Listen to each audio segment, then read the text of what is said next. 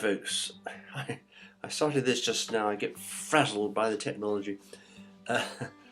Very simple technology, but for a bare small brain it is massively complicated. Battery ran out. I started and the battery ran out.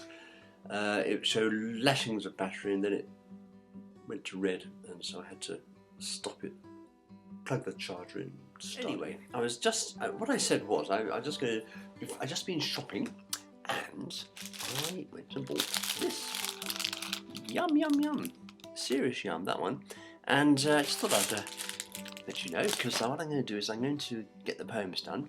It's a little tempter for me, a little carrot. Make sure I do them properly, get them done, and then send them off to the lovely Louisa at Flamingo Punk to do her stuff. She gift wraps them and she puts them in whatever she does, and she plays the harp sweetly in the background. You probably heard her playing the harp. Do you play a harp? Like that, I suppose. So that's Louisa, lovely Louisa. She does an amazing job. And then I did say, I'll tell you again, I was going to read you two poems today. I was going to read you The Three Foxes and Twice Times. However, I looked at The Three Foxes, and over the page I came across a poem which I've never read, certainly out loud, before.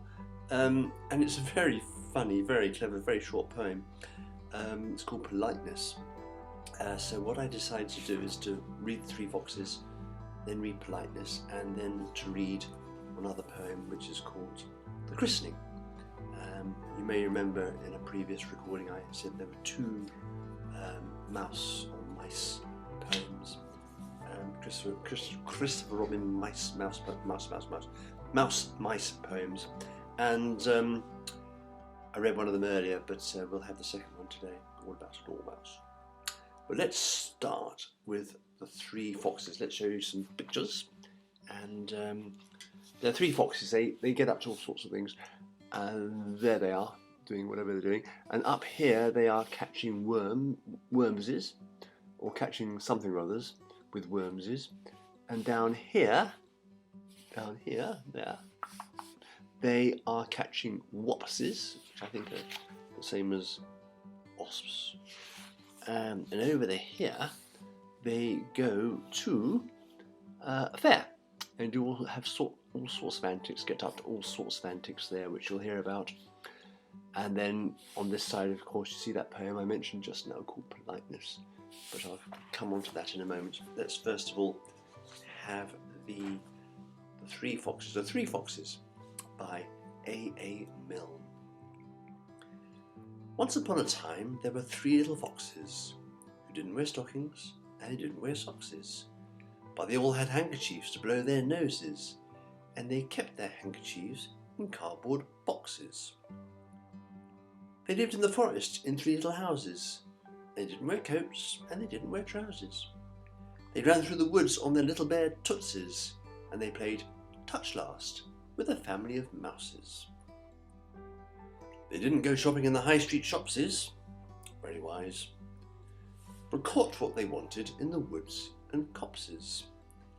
They all went fishing and they caught three wormses. They went out hunting and they caught three wopses. They went to a fair and they all won prizes, 3 plum puddingses and 3 mince pieses. They rode on elephants and swang on swingses, and hit 3 coconuts at coconut shies. That's all that I know of the three little foxes who kept their handkerchiefs in cardboard boxes. They lived in the forest in 3 little houses, but they didn't wear coats and they didn't wear trousers, and they didn't wear stockings and they didn't wear sockses. I just had a couple of thoughts as I was going through that. They didn't go shopping in the high street shopses. Now, even as I was reading that, I thought to myself that this was written 100 years ago, and the high street shopses must have been quite different to the high street shopses we have today. So I wonder, perception by A. Milne as he wrote that poem. His perception, his knowledge of the high street shopses. I wonder if he would have been quite shocked at what he might find today. And of course, coconuts, coconut shies. Do we all know what a coconut shies? Well, if we don't, have to look it up, won't we? We know what swings are, mince pies are, and things. And we know what trousers are, and socks and stockings. That's good. Right, the next poem, Politeness. I'm going to show it to you first, and I'm afraid that small boy has been at it again with his crayons. Politeness. Now, it's actually very clever. If you look down there, you'll see the words getting smaller and smaller. And I think many of you will relate to this, particularly the older grown-ups, because Christopher Robin was brought up in quite a well-to-do family, and so he had to behave in a certain way, which probably wouldn't happen quite so much today normally. But anyway, let's have the poem. Politeness. So I've never read this out loud before. If people ask me, I always tell them, "Quite well, thank you, I'm very glad to say." If people ask me, I always answer, "Quite well, thank you, how are you today?" I always answer, I always tell them, if they ask me politely, but sometimes I wish that they wouldn't. And you see, there's the big "but sometimes I wish" that they wouldn't. There we go. I think it's really clever. I'll read it out again once more. So I probably didn't get the intonation correct. Let's try it again. If people ask me, I always tell them, "Quite well, thank you, I'm very glad to say." If people ask me, I always answer, "Quite well, thank you, how are you today?" I always answer, I always tell them, if they ask me politely, but sometimes I wish that they wouldn't.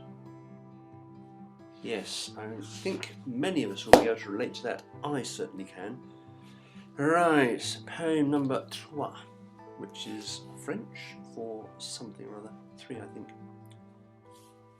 Dos, tres. Unos, dos, tres. That's Spanish. See, I know a thing or two, folks. I was well brung up. I know. I was taught proper. Okay, the christening. There we go. Let's get the picture up there. The christening. It's a very thoughtful Christopher Robin. Where is he? That side. There we go. And Christopher Robin is looking, if you look carefully, at, it's very difficult to do this backwards, a dormouse. On that table, that red table, is a dormouse with a very long tail. And our Christopher Robin is studying him studiously, as one would, I suppose.